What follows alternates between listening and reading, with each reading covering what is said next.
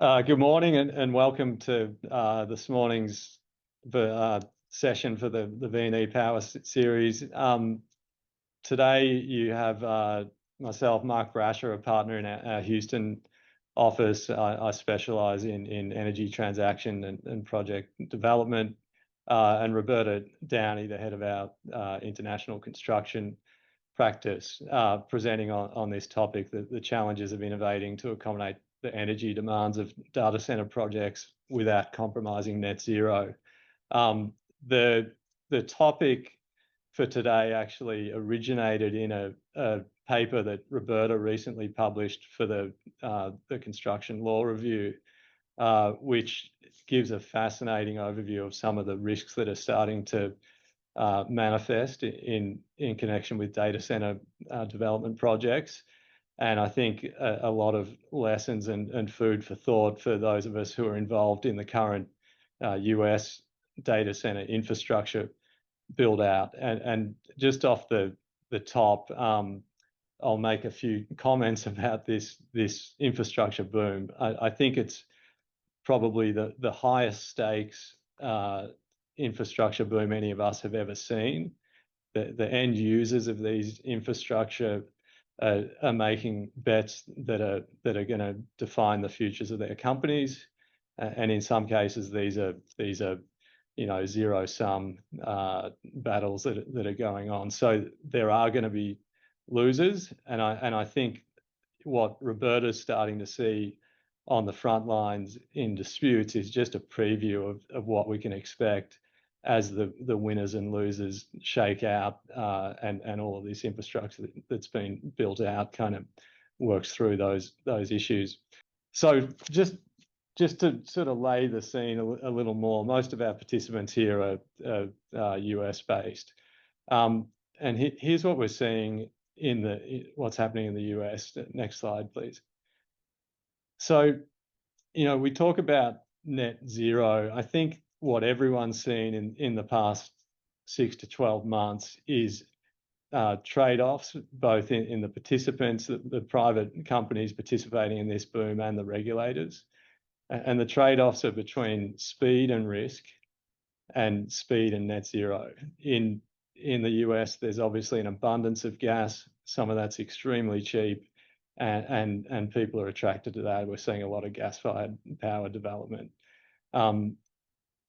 Speed versus risk, I think there's a really fascinating contrast between how the infrastructure along the Gulf Coast of the US was built out over the last 15 years on the back of the shale gas boom versus what's happening here. The really large complex projects like the LNG facilities were developed in a very orderly manner, a lot of them traditional project finance structures and turnkey EPC contracts, and so risk is allocated in a way that a lot of people understand.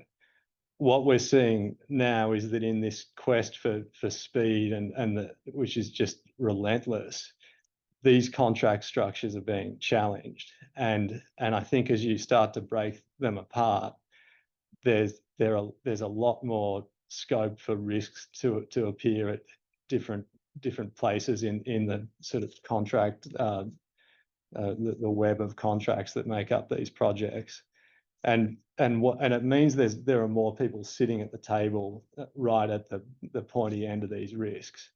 And so we've got a pretty varied audience here today, and really what we want to drive home in the content here is that you need to be thinking about the risks that you're taking in your seat. And I've got a picture there of people going chips in. Some of the participants here are pushing all their chips in, including the companies that are going to be using this infrastructure. And so just like, if you're at a poker table and you can't spot the sucker, it's you. I think that the job of our clients and our job here in navigating these transactions is to make sure that you really understand the risk well, and that you're not the sucker at the table as people play this extremely high stakes game. So I'll pass on to Roberta, and I'll have a bit more to say about what's happening in the US at the back end of this. Next slide, please. I think it's some questions. So here's the first question, please. It should be popping up. Are you involved in a data center project? It's a yes or no. I think we'll get all the answers at the end. So then the next question or the answers, please. To what extent are net zero goals or directives impacting your projects? And then perhaps the last question, please. What's the biggest barrier to development of your projects? And then perhaps we can see the results of our polling. Right, so we get poll 3. So it seems a pretty even match. Regulatory, grid connectivity, and financing. So are all sort of pretty even, with a little bit of supply chain. Perhaps we can move on, please. The next slide then. So so here we are. This is the agenda for today, which is data centers are at the center. There's massive investment everywhere, just about, in data centers. I often say, I'm based in the London office and do a lot of international work. I say to people that I deal with now that data centers are becoming what offshore wind was 20, 30 years ago. Everyone wants to build one, and everyone wants to operate one. And the people that haven't done it before think, well, it's just another warehouse, but it isn't. It's a lot more complicated than a warehouse. What you have here is you have the convergence of this massive economic demand to build more and larger hyperscale data centers. And it's coinciding with a time when we've got political, social, and environmental needs to cut carbon emissions. And there's a tension between those two ambitions, if you like, and that's driving innovation. It's particularly driving innovation in the construction and engineering sector. But I think it is just economically and across all businesses, because all businesses are trying to integrate some form of AI into their systems to try and make them more competitive. And that has now been described as the fourth industrial revolution, this digitalization and artificial intelligence in particular. So we've got the digital economy and renewables attracting this massive investment, but with this competition between them. And that's what we're going to look at. There are 3 sort of triangles here that are pulling in each direction. There's the net zero targets. There's this enormous demand for power, which we'll look at in a minute. And then there are real grid connection issues, which we're going to come on. And we're going to next look at those 3 and then look at some of the ways we might innovate legally as lawyers to deal with it. So next slide, please. So as I mentioned, the first part of the triangle is this insatiable need to power, for power, like we've never seen before. So there are figures all over the internet at the moment that you can see. We've put up some here, but the figures you see are pretty staggering. 11% of the global energy demand in just 5 years' time, and it taking 10 times more than a standard Google search to do a chat GPT. And then if you think how much extra power you're going to need to actually train these AI tools, then it's even larger. So the power demand is growing exponentially. And you've got it at a time when the digital economy is being integrated so much that governments all over the world are making this critical infrastructure. In the UK, only last September, the government designated data centers critical national infrastructure, which means it gets prioritized for certain investment and grid connections. But it also will come with a price tag in terms of probably more regulation and more risk assessments being required. It's the same story in the States. In the States, one area where Biden and Trump did actually agree is the importance of the digital economy. And within weeks of his presidency, President Trump confirmed support for the Stargate project. That's a $500 billion investment over 4 years to build new AI infrastructure. across 16 states. So massive investment going in. And so it's only going to increase even more. These data centers consume power like nothing else. Next slide, please. I think, yes, thank you. Here, this is the bit where I was saying there's a tension between the two, the demands of the renewable energy sector and what the renewable energy can give with the needs of the digital economy. So the first two, you can see there's a tension. Renewable energy is intermittent. When the sun shines or the wind blows, you have an abundance of it. But when the wind drops, or if it's too windy, you have to turn off your wind turbines. But that's no good for the digital economy. We all know what it's like at home during COVID when you dropped your internet just for 5 minutes. It was a catastrophe. Customers need continuous access to their data. So renewable energy as a source of power for the digital economy, it's never going to be enough on its own. And I think we're going to hear more about that from Mark. The other problem you have with renewable energy is that in remote locations, if it's wind, the best offshore wind is the best wind is coming from offshore in the United Kingdom, the largest amounts of it, the biggest wind farms, because we don't have the space for wind farms. But those are remote locations, and those are places like the North Sea and Scotland. So Scotland has huge amounts of offshore wind, but the demand in the UK is really in the south. Part of the problem there is that the way the energy transmission system worked in developed economies, and it's not unique to the United Kingdom, it's all developed economies, is that our transmission network radiated out of the old coal and fossil fuel sources or imports for oil and gas. Whereas now our sources of power, 50% of UK energy comes from offshore wind. And so they're having to literally redraw the transmission network for these remote locations. It requires the problem you have with the digital economy is data centers, actually, these hyperscale data centers need a lot of space.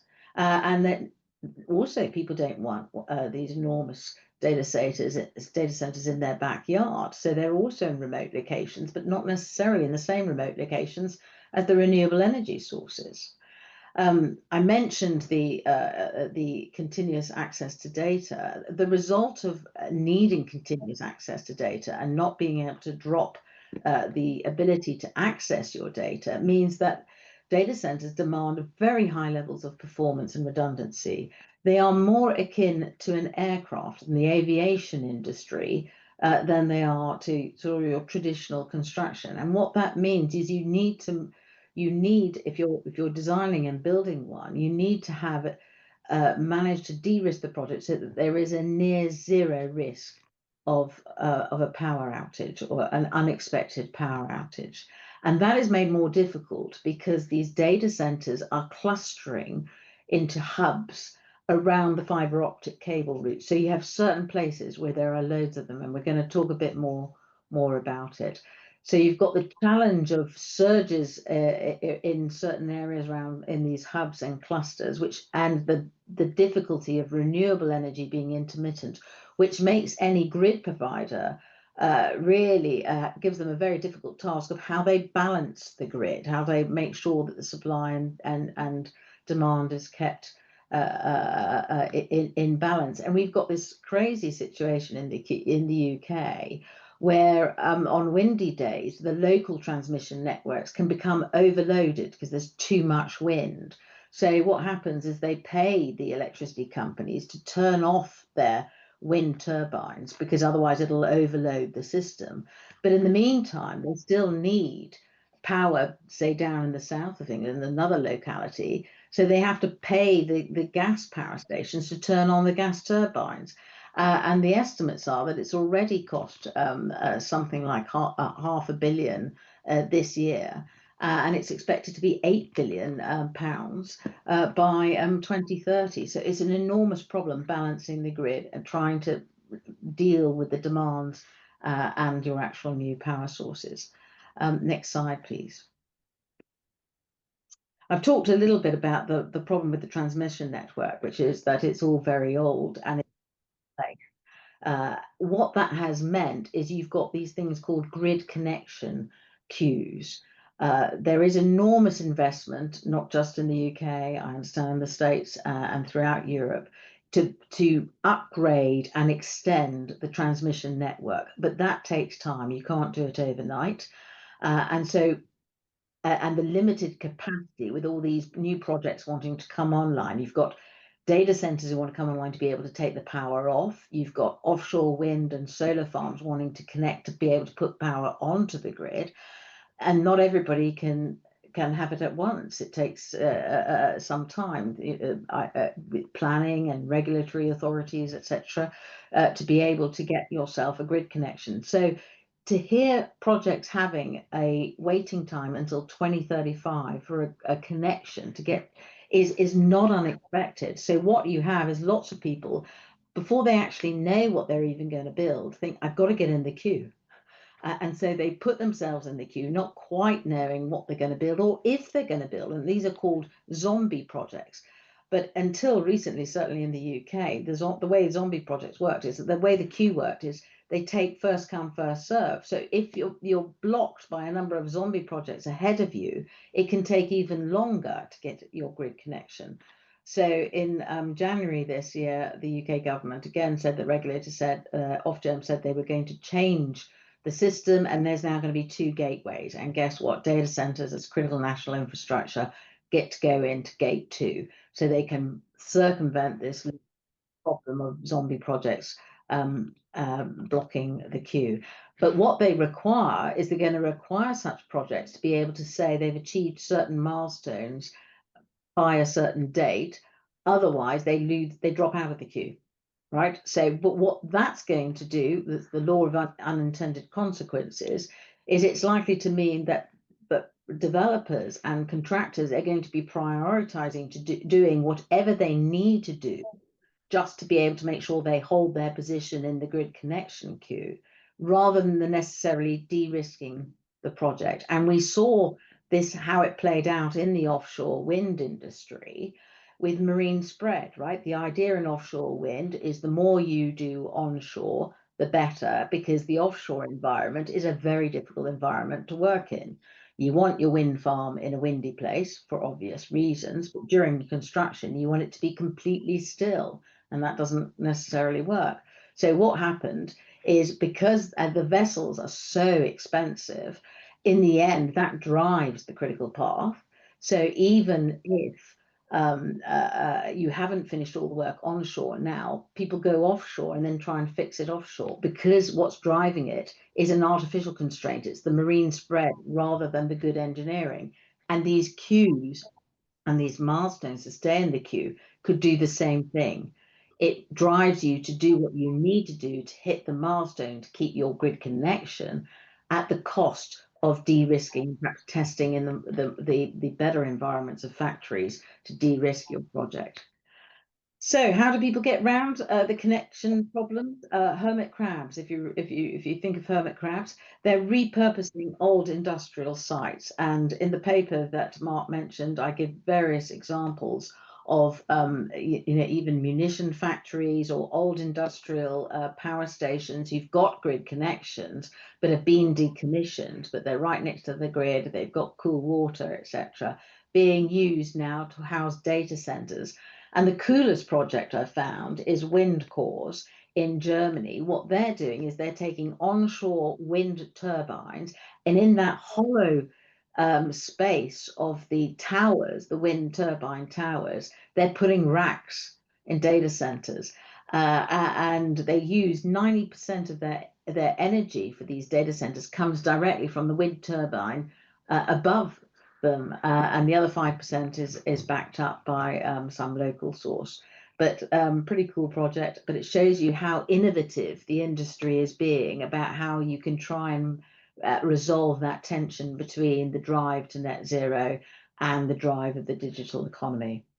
Other ways to get around the connection problem is to try and avoid it, circumvent or reduce your reliance on the grid by using sources that don't have to be connected, like a green hydrogen or renewable heat sources that can provide the power through pipelines. Or if you have got around these hubs, for example, a co-location with a little microgrid. And people are talking even about nuclear SMRs to be a source of power. Next slide, please. Right, so how do you reduce the risk of your being the leading edge, becoming the bleeding edge? And next slide, please. Well, I think the first thing is to recognize you've got different risks and different types of losses. So I said at the beginning, the people that come and see me, and I'm a disputes lawyer, sometimes it's because the contract hasn't recognized that this is a new system. You can't just use your old tried and trusted design and build contract for a warehouse. You've got different nature here. Virtually all these data center construction contracts will say they want it to be state of the art. But the one thing we know about data center owners is that they find as soon as they've made the investment, by the time it's built, it's already out of date. So very difficult to do it. And what that drives is a rush to market of new or adapted technology. And the reality is new and adapted technology rarely behaves the same way that the designers expected. And the sure knowledge is that when it fails, there isn't a quick fix. It takes a long time, and often it's not your first go at it before you find a solution to fix these non-conformances or defects if they've tried to hand over. So the problem is that the remedies, and we'll look at that in the next slide, but the remedies don't necessarily recognize that that's what's happening. The other is the challenges of co-location. I talked to you about the wind turbine, wind cores, but what happens if the wind turbine wants an outage to perhaps repair a blade, but the data center doesn't want to go offline? How do you allocate the risk where you've got these two different demands? And then there's a whole string of other inadvertent consequences. There isn't enough time to go through, but again, in the paper, tax breaks. The English Supreme Court at the end of last year issued a court that's the highest court in the land on a tax case relating to a data center project about a construction contract. And what had happened, because there's such a demand for investment, there was an industrial park where they'd got planning permission to build any kind of one of 7 projects, but data centers was not on it.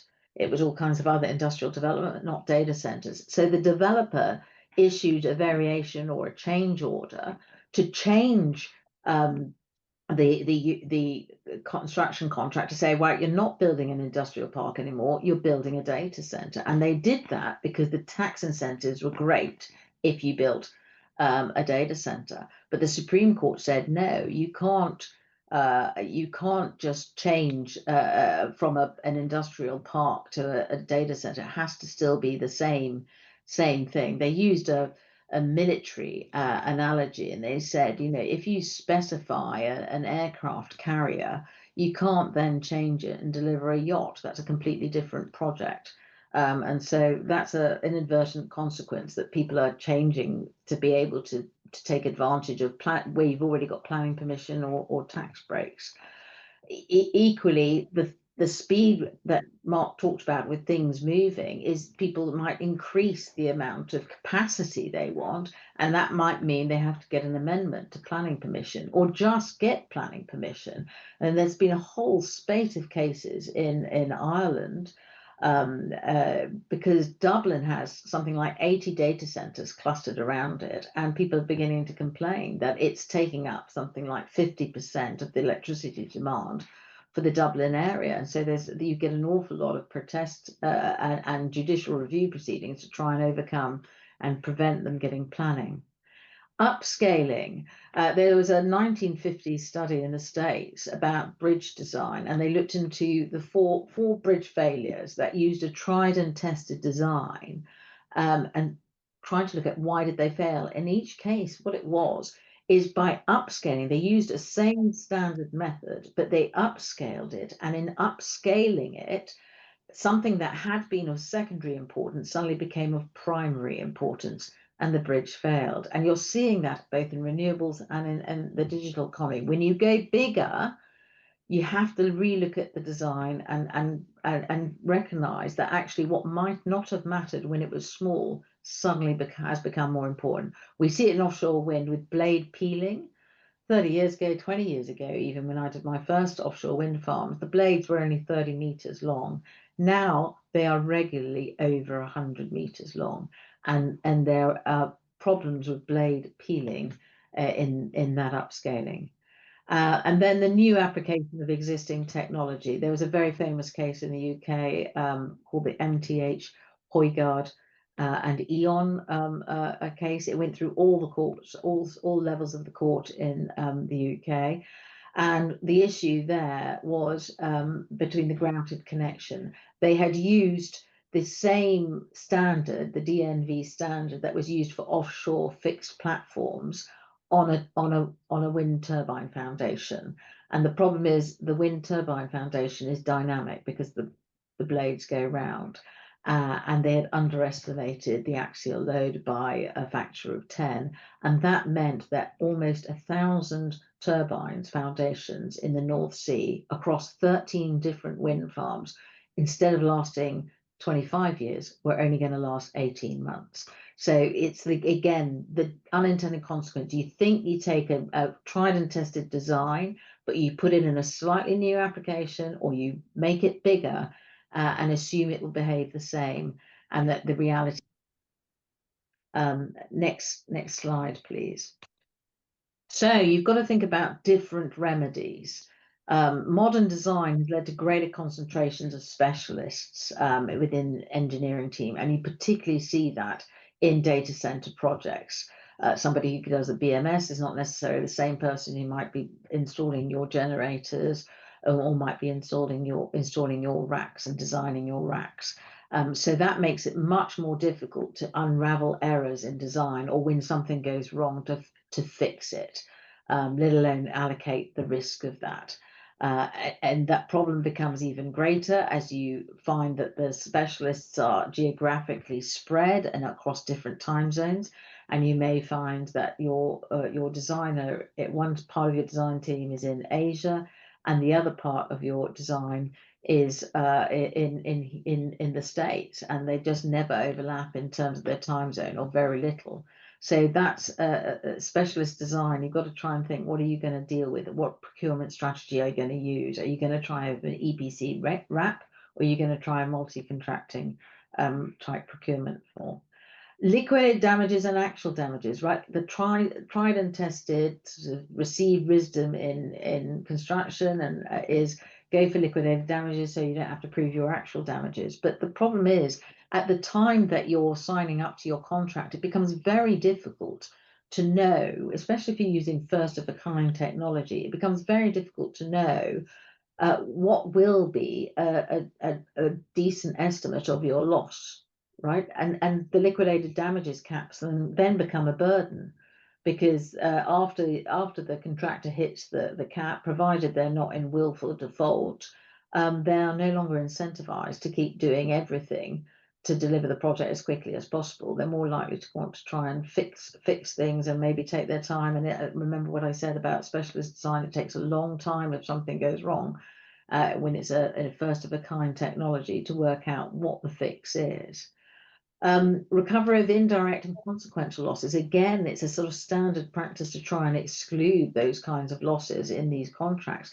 But the reality is, if you cannot get access to your data, a remedy of somebody else repairing it is probably not going to cover the bulk of your losses. You can't, the end customer can't just go and buy its data elsewhere, nor can it just put its data in another data center as if it's a warehouse. So one of the things to think about is, do you actually want to exclude indirect and consequential losses, or do you want to try and have a sort of wedding cake style liability system, so that at least you've got a chance to recover some of those losses, because that's where the big losses are going to be.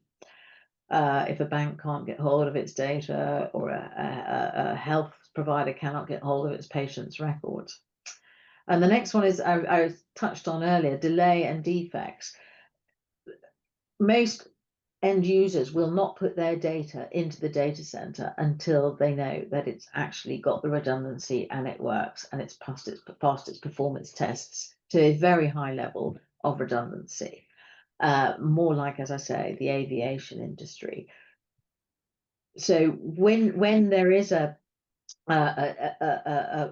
problem, it's going to be more on the delay side than the defects to getting your data center operational. So whereas people focus on defect liability periods, defect notice periods, and remedial schemes and repairing obligations, you actually more likely are going to want remedies that give you a right to terminate or step in and take over the supply chain, or step in and help be able to recover your costs. So again, it's different risks, and different nature means that you need different remedies to the traditional ones. And I think we're now up to another slide, or another poll, is it? Yeah. So here's another poll. If you're based in the US, are you prioritizing clean power or fast power? And it's anonymous, so please answer honestly. We won't judge. And Roberta, as while we wait for those results to come in, I'll just start sort of pivoting back to the US here. So I think some of the risks that Roberta talked about are really interesting to think about in the context of what's happening here. So what is happening? As we've talked about, there's a tremendous urgency to get more AI computing built. So that, I think that's forcing people to develop these contracts not under turnkey arrangements, and under arrangements that have much more of a patchwork of contracts. And the other dynamic that's driving that is the power needs. So even for an enormous LNG facility, the on-site power is relatively small compared to the rest of the infrastructure. That's not true with the data centers. The power, the cooling, battery storage are big parts of the spend if you set aside the cost of the chips, of course. And some of these things, like a co-located power plant, are a standalone project on their own, and we're not seeing too many arrangements where everything's being wrapped together under one contract. So we're seeing more of a patchwork, more of a web of contracts, and that makes it much harder to manage these risks. Now, I want to talk first about natural gas, because anyone working on this side of the Atlantic is obviously seeing what's happening here. The results of the poll are, I think, interesting. Only 25% mentioned clean power. I think that's the reality. We've seen a pivot by the tech companies away from absolute net zero goals, and we're certainly seeing the same pivot from regulators. Next slide, please, and the next one after that. These are the trends we're seeing in natural gas. The gas markets, particularly in certain parts of the country, are extremely favourable. The regulatory environment's favourable. The National Energy Dominance Council that the Trump administration established in February is hyper focused on smoothing the way for new natural gas generation. We're seeing behind the meter power solutions being pursued as sort of the fastest build out option. That's been slowed down a little bit by some of the FERC studies that are going on, but there's still enormous appetite there, and so that's all kind of driving this. And so just focusing on power for a minute, what are the challenges of developing these power facilities that are going to have to support the AI infrastructure? And I think one of the things we're running into head on is there's an incredibly tight market for gas turbines, and so that gives a tremendous amount of leverage to the turbine manufacturers, and the chances of getting someone at Siemens or any of the other major turbine manufacturers to agree to put a consequential loss provision in their contract, even if it's subject to a strict liability cap, the kind of thing Roberta was talking about with the damages regimes that might be better suited to the potential exposure. They just won't do it. They have contracting rules. You're normally dealing with people further down the chain who are negotiating these contracts, and they're rigid. They won't do it. So some of these risks that you would push to an EPC contractor in a wrapped lump sum project, they're finding other homes in this network of contracts and risk. And frankly, a lot of it's going back to the data center developers and the tenants. And so when you think about where the risk is moving, I think that's where you need to start thinking about some of the structural weaknesses as this huge amount of infrastructure gets built out and in all these contracts, and where do the losses start to pile up such that it starts to stress the system. So you really have to think about counterparty risk. The EPC contractors, they're turning down work. Some of the best ones, the most reliable ones, are turning around work because they're so busy. So then you have second tier EPCs entering the market. Even if you get great remedies against them, they may not be worth so much if you're dealing with a contractor who puts themselves at risk of bankruptcy because of the contracts they're signing up to. So the solutions, I think we're seeing in the gas market structural. So we're seeing a lot of fleets of smaller turbines being deployed to provide fast power solutions. Obviously, the XAI project in Memphis is an example of this. So with kind of a dual advantage of being this is fast equipment to procure. It's got sort of a modular element in the sense that you could have 40, 50, 60 turbines, and so the risk of failure is spread across the fleet of turbines, and you build in redundancy, and that's how you together with on-site storage, deal with intermittency concerns. And then it's risky, but what XAI did and what others are looking at is taking advantage of the non-road engine exemption under the EPA to be able to operate these turbines without having to comply with all of the usual EPA requirements, Clean Air Act requirements for the first year. But you're running towards a cliff on day 365 if you can't sort out your permitting longer term. And so choice of jurisdiction for those projects is obviously critical as well. The other risk, and it's not just for turbines, it's for batteries, cooling systems. I think a lot of this technology is untested under AI workloads, and this is really analogous to what Roberta was talking about with the wind turbines and the blades getting longer and longer. This power equipment is going to be required to operate under more stress than it's operated under in the past. I wouldn't expect the turbine manufacturers to start guaranteeing that their equipment can operate under that stress. In fact, I think you'd probably find that some of the ways it will operate are going to be in breach of specifications that these manufacturers make as conditions to their warranties. So having strong technical teams and legal teams who can navigate that and set you up to have some recourse, or understand that you don't, and that your solution has to be a structural one, is really critical in planning these gas projects. Next slide, please. So, and the next one, please. So I want to talk about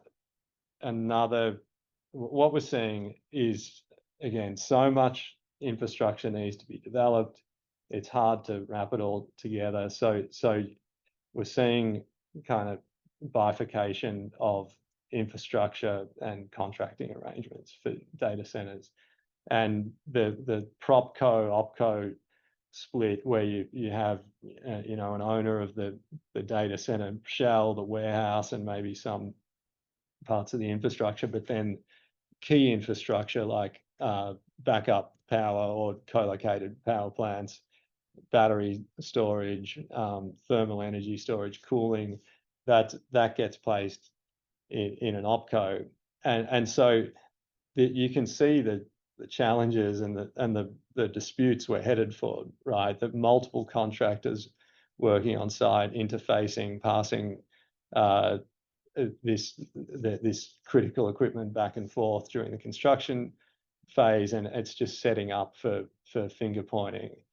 And also, as you split the contracts and the relationships down into smaller pieces, then your recourse and liability caps in these contracts are going to be smaller relative to the total project. So it's again is that because of these dynamics, there's more risk that inevitably has to be borne by the developers and the tenants of the data centers, and they're willing to take those risks because they have to win the race, right? Some of these companies have the future of the company on the line. They have to keep up in the technology race and not become irrelevant.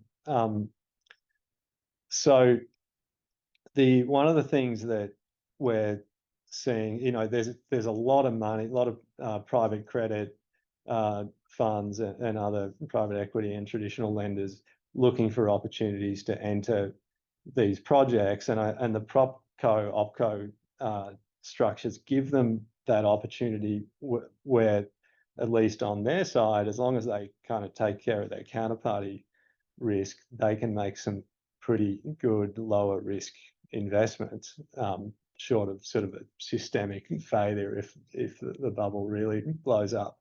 So if we can go to the next slide, and onto the content of that one. So we are seeing a real trend towards lease financing of critical equipment for these projects. We're seeing it with power infrastructure, the mobile fleets of gas turbines that I talked about are often being procured under lease arrangements, and also batteries, cooling equipment, and some of these packages of equipment are, very large capital expenditure items. So it's not uncommon for these deals to be billion-dollar plus deals, and the financing for these projects or for this equipment as part of the broader data center project is coming from very sophisticated investors in the private credit markets and traditional lenders for lease financing, who are frankly even more risk averse than sort of a PE private credit fund. And so there's real challenges here again for the developers and tenants of the data centers, because to get those financing parties to participate, which is necessary because of the amount of capital that needs to be poured in here, they require hell or high water lease provisions or close to, which means that once the equipment is delivered by the company providing that equipment and who's partnered with the lease financing partner, there's very little recourse of the data center developer or tenant back against the lessor. Hell or high water is what it sounds like. You have to pay the lease rate every month, regardless of whether the equipment has defect issues, and subject to very few exceptions. So I think that's again risk getting sort of pushed back onto the tenants and operators of the data centers. There are service arrangements that you can tack on to a lease for this type of equipment that give you some coverage, and maybe the providers have reputational risk that that makes them stand behind this equipment more than they would have. But all of these arrangements are going to be stressed as these data centers start to kind of burn the equipment. Again, going back to the question of the AI workloads, it's really the unknown, right? If you put in a fleet of 500 megawatts worth of small gas turbines, and they're flexing up and down from 90% to 30% in minutes. What's the long-term effect, and who holds the water when they fail? Same for battery and cooling systems, I think. Okay, and then just the last point there, multi-counterparty risk again. That you just this is just one of the pieces that's fitting into a broader network of contracts, and if you have failure here and limited recourse against the equipment supplier, then that's going to put stress on other contractual arrangements at the data center. Next slide. So I just talk briefly about front of meter. I know we have other presentations in this series that are very focused on that, but for those who are maybe sitting on the other side of the Atlantic, horrified that sounds like we're going 100% natural gas here in the US, that I can assure you that's not the case. But there's a real push for the quality assets that help the corporates continue to kind of bring on net zero power capacity. So we've obviously seen very high profile nuclear deals over the last few months. The Meta Constellation deals were the first ones. Everyone saw the premium that they were willing to pay for that. And then recently we represented Talon across from Amazon in the PPA that was announced a couple of weeks ago. That was an interesting one because this is where for existing load that's being redirected towards data centers, there's massive challenges to navigate in terms of regulation and FERC concerns about grid stability.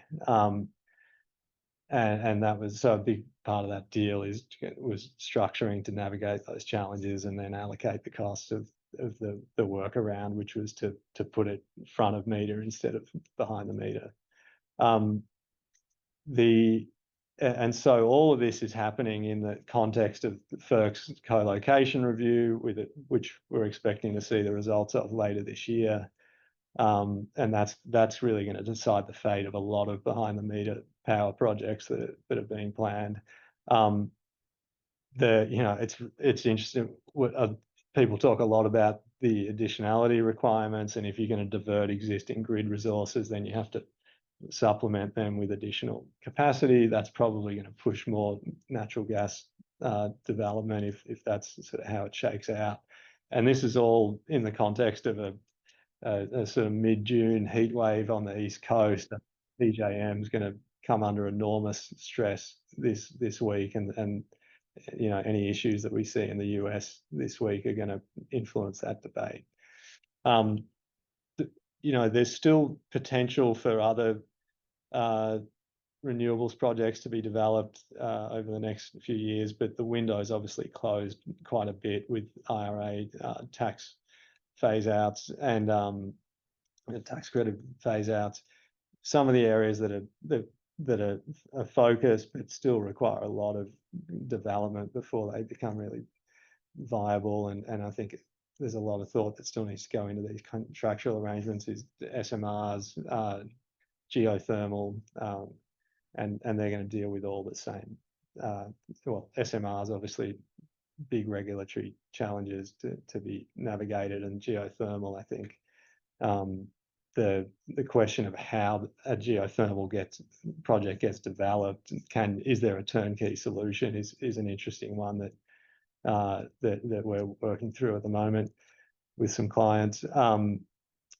And so if we're running out of time, so I'm going to kind of flip forward because I really want to hit the last slide. Okay, so if we can go to the next slide, please. Okay, so I think here's where people really need to be on their toes and thinking about the risks. Because of the fracturing of the contractual relationships and this patchwork that we're dealing with, everyone's going to be in a unique position and has to think about their risks from a different perspective. But here are the things that are front of mind for us. Regulatory risks. There are projects being developed like the gas turbine projects with equipment that has 15, 20, 25-year design life. It's being bought and financed for these projects, and then in some cases rolled out under the 365-day non-road exemption. And so who's bearing the risk if you hit the regulatory cliff at the end of that first year and you can't use the turbines, that they need to be redeployed? FERC's co-location rules, obviously everyone's waiting to see what happens there, so that I think most people have made the wise decision of pausing on behind the meter large load gas projects. What if we get a change of administration in 2028? What are the policy pivots going to, how are they going to affect projects? So change of law and FM language in your deals is going to be critical. Supply chain disruptions, again, we're seeing that a lot of places in the supply chain are in short supply, so the suppliers have all the leverage, and so we're seeing things pop up in FM definitions that we've never seen before, and trying to push more risk back onto developers, and that stresses the schedules for these projects. I think this dislocation between data center lease terms and construction equipment supply arrangements, if you're a data center developer, you really need to think about, you're being asked by tenants to make some big promises about what your data center is going to be able to deliver. And then when you turn around and look at the procurement landscape, it's very difficult to close the gaps between what you've been asked to deliver and what you can get from the market. So there's huge risk there, not just for the data center developers to think about, but for all their counterparties to think about, which I'll hit on the last point of bankruptcy and counterparty risk. Under insurance, power's the key here, right? And most business interruption policies don't cover power interruptions, and so there's self-insurance and structural solutions that people have to find, and how are they going to hold up in practice as well as they will in theory when potentially you've got equipment that's going to be under more stress than it normally is. And then so I think it all just comes back to, and we had one of the questions in the chat was, every bubble comes to an end. How do you see this playing out? Well, I think ultimately there's risk getting shoved into different corners of the system here, and presumably if there's either on an individual level or market wide, the projected revenue doesn't pan out as people are hoping, or they just lose their bets versus the other companies that are part of this AI race for the end user technology that's going to win, then I think that stress will start to flow through the system. And so counterparty risk is key. It's why on the private credit side we're seeing so much focus on that, making sure that these contracts for very large dollar value equipment are with the entities with the best credit, building in credit support requirements that are triggered throughout the life of a long-term contract, so you can revisit that issue if people are downgraded, and just really thinking about how you can protect yourself against these cascading effects of stress in the system. So I'm just looking at the last slide there. Parent guarantees are critical. a lot of the corporates try to limit the exposure under parent guarantees. So you've got to look at the terms, any liability caps they try to put in there, and make sure they work for the risks in your contract, other credit support, for equipment leases, and data center leases, non-disturbance agreements, things that kind of guarantee that your valuable equipment will remain in place even if a tenant or a developer goes bankrupt are going to be critical, because the equipment's worth so much more in a data center that's looking for a new tenant than if it gets ripped out and replaced with something newer. Termination default rights, liability caps, and the exclusions to liability caps are all critical to look at, and it's obviously a case-by-case study. So that's and I apologize for rushing at the end, but I wanted to get to that last point. So we might, Roberta, I don't know if you've seen any questions in the chat that are worth addressing. Yes, one of the questions coming. I've answered some of them in the chat. The wedding cake, the wedding cake style of structure that I had in mind for consequential damages is layers of our liability being attributed to different parties. So you might have the first layer, say, is going to be insurance. After that, it's going to be party A's liability with the next X million, party B's liability with the next Y million. That's similar to the way insurance works, but that sort of thing is being looked at. Somebody asked, is nuclear considered clean power? I mean, if you're a citizen of Chernobyl, obviously not, but it is, in the sense that it doesn't have carbon emissions, right? So it is considered a clean fuel, and of course it produces masses of energy, and a reliable source of energy. But of course, because of the dangers if it goes wrong, and how you deal with spent fuel and how you decommission it, means there's an awful lot of regulation, so it can take longer to build. How to incentivize data centers to provide their own power? Well, a grid connection, the queues in the grid connection is obviously a massive incentive to try and find a way to find your own power. But there are also more positive ways. Tax incentives and grants for new renewable energy have caused a massive uptick. And give you a couple of examples. The Prineville, Oregon data center complex for Facebook was an early pioneer in putting these massive solar panels on its huge hyperscale roofs of the data centers, and that's being elsewhere. Similarly, I mentioned the wind cores in Western Germany, the wind turbines which have the data centers. Wind cores say that they believe that all data centers in Germany could be powered by wind turbines. So I think it's a combination of things: a little bit of stick, queues in grid connection, and a little bit of carrot, tax incentives, and grants for renewable energies is a big it goes a long way. And Roberta, we just had a question come in. Are we seeing carbon capture projects progress in association with gas-fired generation? I would say we're seeing some planning for future carbon capture, but it's not the focus right now. But it is I think in some ways a risk mitigant, right? People who are developing gas-fired power plants now and want to operate them for the next 20 years need to think about the fact that they may be an environment where it's beneficial to have that option in the future. Yeah, I agree. I think somebody asked us about the costs of, and I don't know is the short answer to that one. Do we have any figures on coal plants being recommissioned as LNG for data center uses, such as quantity costs? Yeah. I personally don't know, even though I deal with these kinds of projects. I don't normally, this is such sensitive data, and how the costs are put together is a dark art, I think.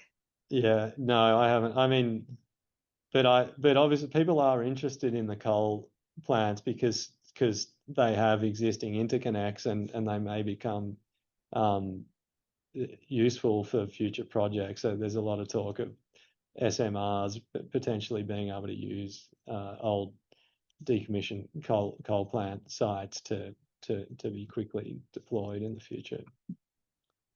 Well, thank you everyone for joining. Hope it was useful, and I think be happy to answer any follow-up questions that people have, and hope you got something out of it. Thank you.